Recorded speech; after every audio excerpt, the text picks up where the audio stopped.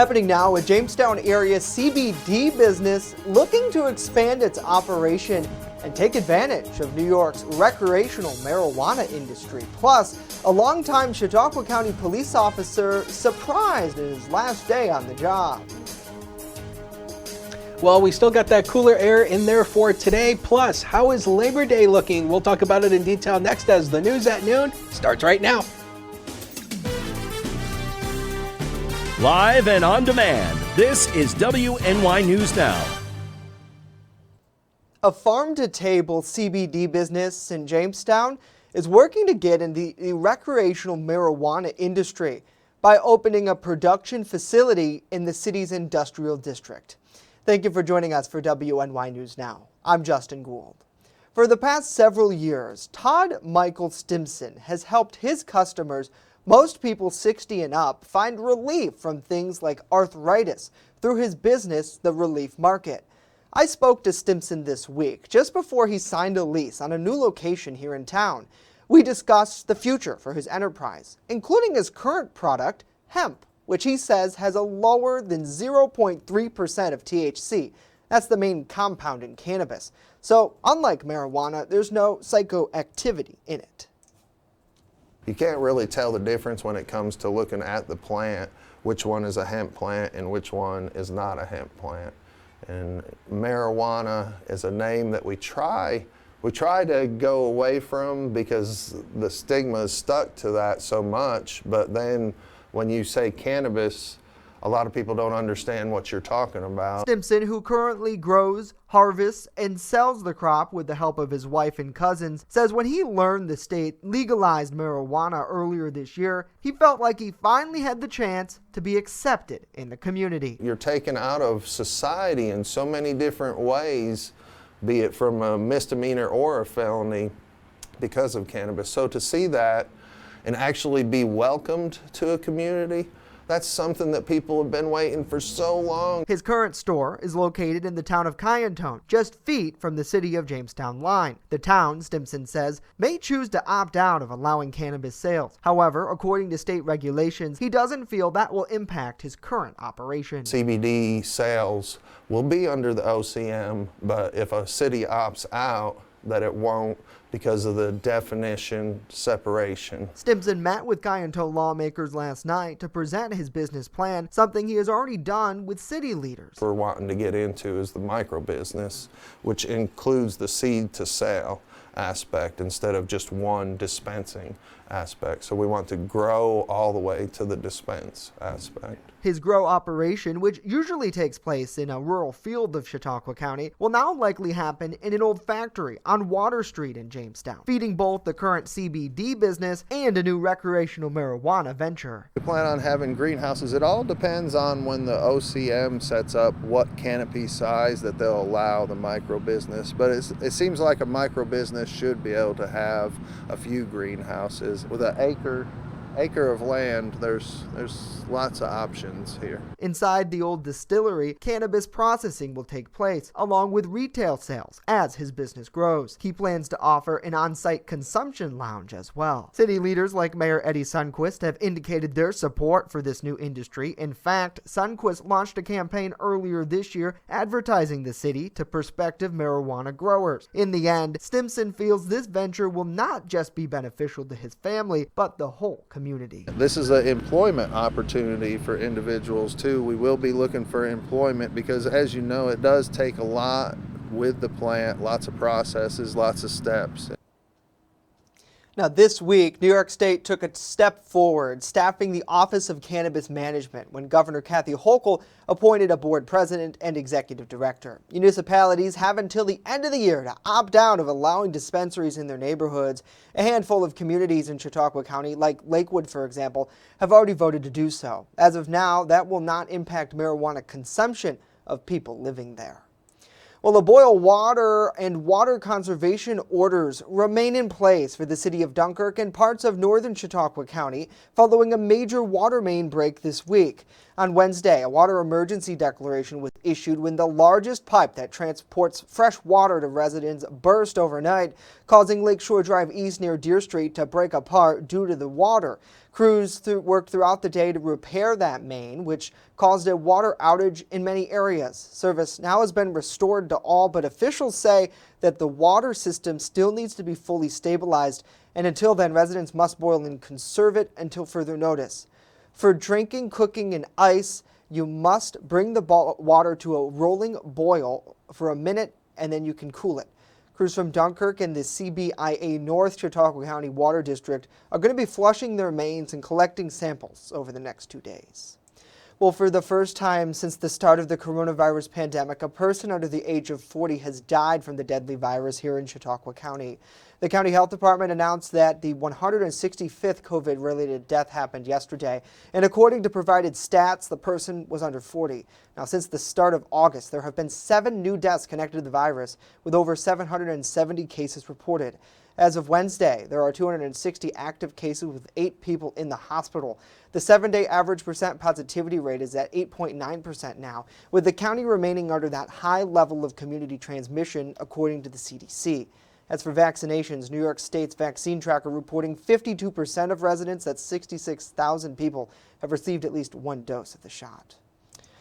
Well, a longtime serving police officer in Fredonia retired yesterday, only before receiving a special surprise from the department he serves.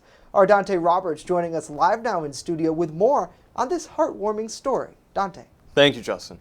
Village of Fredonia police officer Tom Fisher has been on duty for 47 years after he started his career on September 2nd, 1974. In common practice for many retiring officers, Fisher signed off on his radio for the last time. However, the voice responding to his transmission was a surprise to him. Let's take a look. Attention all units.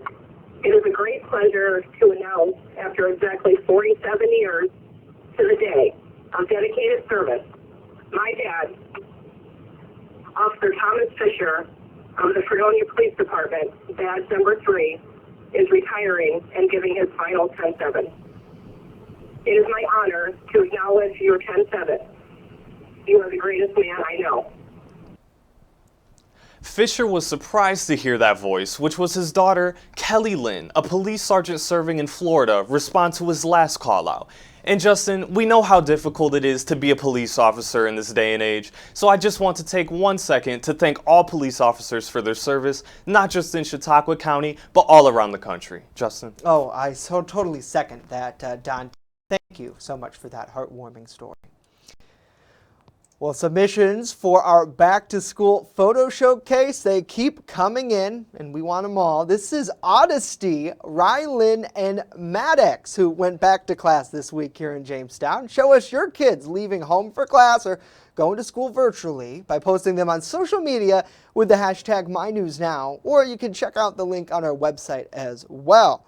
Now, as we all know, photos will be shared in a gallery on our page, our show right here at noon, and on our mobile app. Dakota, these guys probably look pretty familiar to you, don't they? Mm-hmm. Those are some good-looking kids, aren't they? Oh, yes, they are. You have some great-looking nieces and nephews. Thanks to Mama Hunter for sending that in. Let us know what you guys think about this and more in the comment section down below. We thank you so much for joining us here.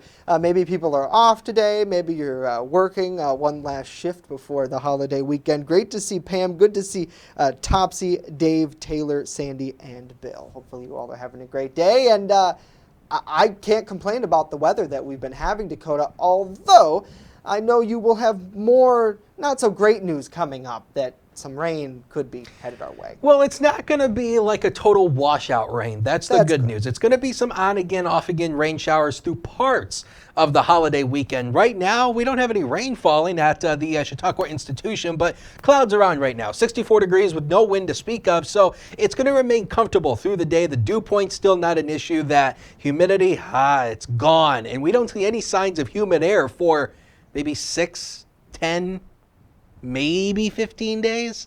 But again, you guys know how I feel about long-range weather predictions.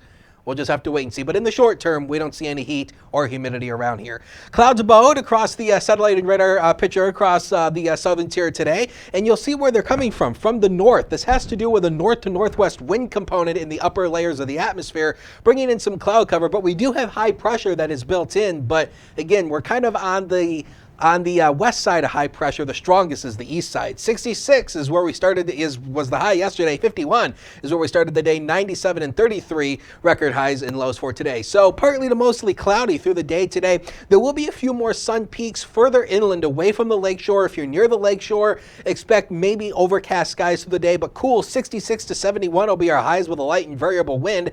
Now tomorrow will be another stunning looker of a day, but we do get into some rain showers for parts of the holiday weekend. We'll time it out with that full 7-day forecast later in the show. Justin. All right, Mr. Hunter, we'll see you back in about 10-12 minutes. The operator of a limo company that was involved in the deadly 2018 Schoharie crash has taken a plea deal and won't serve jail time. That according to CBS Albany. Prestige limo operator Newman Husson was taken a plea deal this week and will serve 5 years of heightened level probation, 2 years of interim probation, and then 1,000 hours of community service. Additionally, Husson will be banned from owning, operating, or working on any commercial transportation business in New York State. In October 2018, a stretch limousine crashed in Schoharie County, New York, killing 20 people, including the driver, all 17 passengers and 2 pedestrians. Investigators determined the crash was caused by a brake system failure due to inadequate maintenance by the company.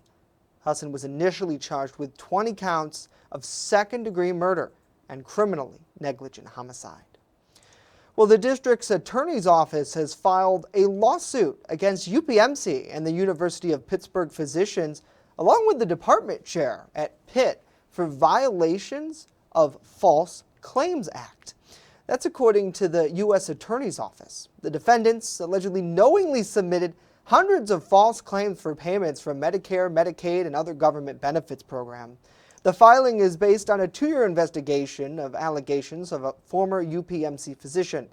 The complaint alleges that a long chair of a Pitt department performs 3 surgical procedures at the same time and then missed key parts of the surgery. The complaint alleges that the chair's practices violated the standards of care and raises risks of serious complications. Well, coming up next, a lot more to tell you about the latest on the Buffalo Bills and team leaders who are now eyeing a new stadium where the money for it could come from. And later, it's off to the dog park. Wait a minute, correction, the bunny trail to meet our latest animal up for adoption in our Pet of the Week segment. Stay with us as WNY News Now continues.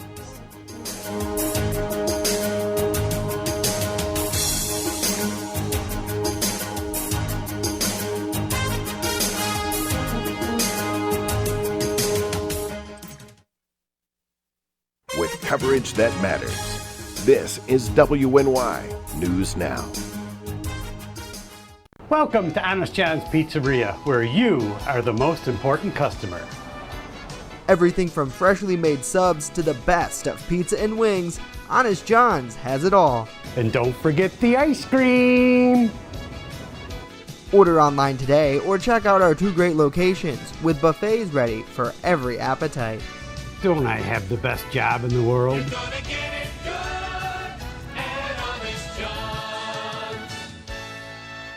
EagleZip.com is your local one-stop shop for all of your home and business computer needs. Located on Fluvanna Avenue Extension, just outside of Jamestown, EagleZip.com sells and services all brands of desktops and laptops, as well as servers and network equipment for your business. All new computer sales include transferring your data from your old computer plus a 2-year warranty. Call EagleZip.com today. Stop by EagleZip.com today and let us make computers easy for you. Located along the Amish Trail, the Randolph Retail Company offers a variety of clothing, jewelry, and gifts for any occasion. Offering uptown merchandise at small-town prices, our locally owned business balances quality and value.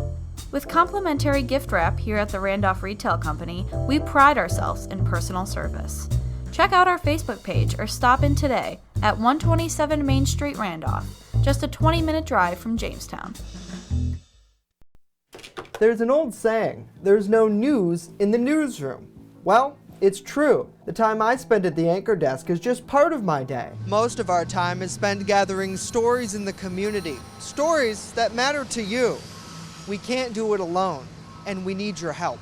When you see breaking news or have a news tip we should know about, drop us a line on Facebook today, email our news desk, or call our newsroom at 488-7226 so we can bring those stories straight back to you.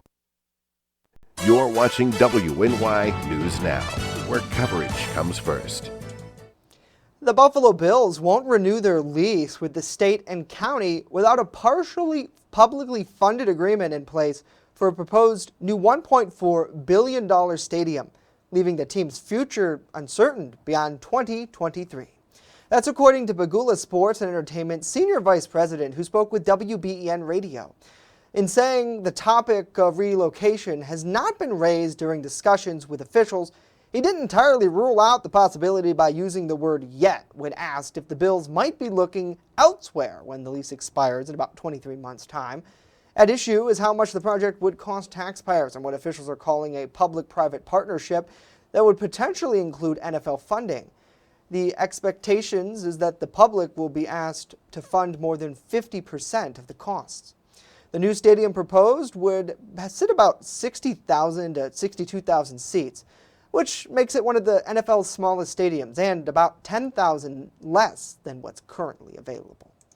Well, the death toll continues to rise in Ida's aftermath after the storm unleashed dangerous flash floodings and tornadoes across the East Coast. At least 46 people are dead in Connecticut, Maryland, New Jersey, and Pennsylvania in the wake of the storm, and danger's not over yet. Mandy Gaither, hearing from officials on the ground. Across the Northeast, Ida's record rainfall has ended, but the devastation continues. The emotions here, I can speak for everyone. There is only sadness, and it's just overwhelming. From New York to New Jersey and beyond, dozens of people have died in the wake of historic flooding. To wake up and know that we lost some of our fellow citizens simply because they weren't able to get out of their car, they weren't able to get out of their homes. In New York City, storm floods overpowered the subway system. More than 800 passengers were rescued. Governor Kathy Hochul now looking into the response to the storm. Once we get our FEMA assessment done, I'm going to be demanding answers. I want to know who knew what when and what could have been done differently. In New Jersey, a submerged train and a stadium underwater. Governor Phil Murphy says an estimated 8 to 10 inches of rain fell in the central part of the state in mere hours, noting it was more than a month's worth of rain at one time. It's never flooded like this. It's never rained like this. So this is, by any measure, historic. And it's not over yet. Millions remain under flood warnings as all that rain flows into larger bodies of water. Some rivers in the Northeast are forecast to remain above flood stage into the weekend. I'm Mandy Gaither reporting. Mandy, thank you. President Biden has approved an emergency declaration ordering federal storm assistance for both New York and New Jersey. Well, New York Governor Kathy Hochul and 9 other governors urged Congress to prioritize key elements of the president's Build Back Better agenda aimed at protecting climate. The governors issued a letter to House Speaker Nancy Pelosi and Senate Majority Leader Chuck Schumer this week to pass the bipartisan infrastructure deal and bold reconciliation bill tackling climate change. They request that 40% of the benefits of climate and clean infrastructure investments are directed to disadvantaged communities. Some of the programs would include support for carbon-free grid, improved public health, and investments in climate. The letter comes as wildfires, hurricanes, and extreme heat threatening much of the nation. Well, a local Marine veteran spent the day honoring service members killed last week in Afghanistan, but as Ethan Kibbe with our news partner Erie News Now explains, he goes far beyond words, instead offering hours of hard work, determination, and dedication. When your stomach drops, it hit hard. When Marine Corps veteran Mike Powell learned last week that 13 American service members died in Afghanistan, he felt helpless, unable to help and unsure of how to cope. sleepless nights, a lot of anger, a lot of sadness, and a lot of regret that, there's not more that I could do. But he knew he had to do something. So what started as a daily Facebook post turned into a 13-mile march. Each mile, each minute, each step in honor of the Marines who gave their lives to keep us safe. Perfect opportunity to sacrifice a little bit of my time and my energy to do this for them. And in an increasingly polarized world, Powell says his effort today isn't about politics. He says it's about respect, honor, and appreciation for the country in which we live. Love your country, love your family, and love your neighbors. Love everyone, because that's the key to our country's success. So as he marches toward healing, Powell says he wants the families of the killed Marines to know they'll heal too. But there are a lot of steps toward recovery. It's going to be okay. Got your back. Ethan, thank you. Wow. Powell joined the Marines after seeing the 9/11 terrorist attacks on TV in his 7th grade classroom. He says as the 20-year anniversary of those attacks approach, every American should remember the people who died that day and the thousands more who died in the decades since fighting for freedom. Certainly incredible, incredible. We thank you for joining us for WNY News Now. Let us know what you think about this story and more. And I think that's one of the big things, Dakota, is as we approach this anniversary, so many people are going to be reflecting, and we think of the victims who died horribly in the actual 9/11 attacks, but the many more brave servicemen and women who every day, even though we're pulling out of Afghanistan, still fight for our freedom to protect us from threats abroad is incredible. So it's really great to see. Yeah, I mean, I've mentioned before, I have a lot of friends who have gone into the military. Some of them have gone overseas. I come from a military family. My grandfather served in World War II, so they really do so much for so many, and some of them, unfortunately, pay that ultimate sacrifice. So it's good to see him rallying for that. Well, today let's switch gears and get a look at our weather out there, and people maybe trying to hit some waterways. Yeah, I mean, today might not be a bad day for it, but you may dodge a couple showers at times because of the cooler air. The Lake Erie water has come down from Bathwater. It's 72 off Buffalo, 76 off Erie. Light and variable winds today with a wave height 1 foot or less. So looking good for the power boaters. The sail motors might be looking for a little bit more wind than that. So here's what's coming up. So there could be an isolated shower near the Lake Erie shoreline today. Notice how I put 3 question marks in there. Simply because it's not a guarantee you're going to see a sprinkle, but there could be a sprinkle or an isolated shower mainly near the lakeshore. A nice weekend recovery in the temperature area.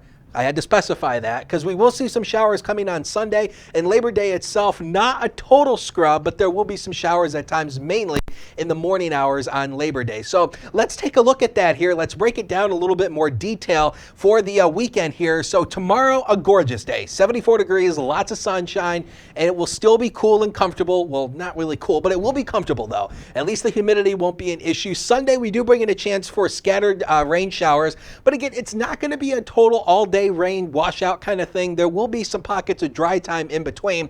And Monday, Labor Day itself, don't get scared by the icon.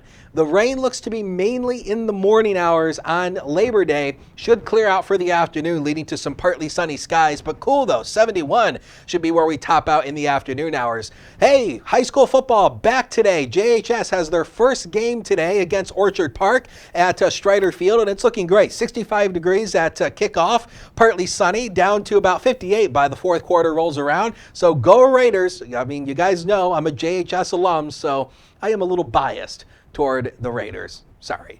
News Now Cam shows you the clouds downtown. 63 as a noon hour, north wind of 8. That's the reason why we still have the clouds around, that northerly wind and keeping our temperatures down as well. And the dew point, not an issue, so we don't have to worry about that. Speaking of Ida, that's what's left of it. Now up near, this is the remnant circulation of Ida, now up near Nova Scotia, Canada. That's what's left of it. You can see all the clouds circulating back around the center of circulation. High pressure is built in now across the upper Great Lakes and parts of the Northeast. That's keeping us dry for today, but you will see some showers popping back up on the newest run of Future Scan. Notice the spotty nature of the clouds today. We should at least see the clouds break apart partially, at least for portions of the late afternoon hours going into tonight. It tries to paint a little bit of moisture coming in overnight. Not too sold on that idea, but I do think it will be partly cloudy overnight with some valley fog setting up overnight. Tomorrow, look at this, a gorgeous day, partly to mostly sunny. And then by the time we go into Sunday, notice the rain popping up here. And again, you know, it looks worse than what it's actually going to be. It's not going to be all that bad. There will be some scattered rain showers at times on Sunday, but not a total washout. We can handle it. Rain is a good thing in the words of Luke Bryan. So some rain is not a bad thing. At least it's not flooding rain. That's the good news. Temperatures likely upper 60s today, maybe around 70 near Tidiute. Clouds and sunshine with crisp fall-like air. The future is right there on the screen. And we talked about the weekend there. How about Tuesday? 75, partly sunny, a milder day. And we actually see some more rain showers coming back Wednesday and Thursday, but temperatures, Justin, will still stay rather comfy. Oh, that's good. We need that relief. I know a lot of people don't want the fall-like temperatures out there to break out the pumpkin spice. Yeah, I'll take it. I mean, 70, that's not fall. You know, it's September. You gotta love it. Thank you.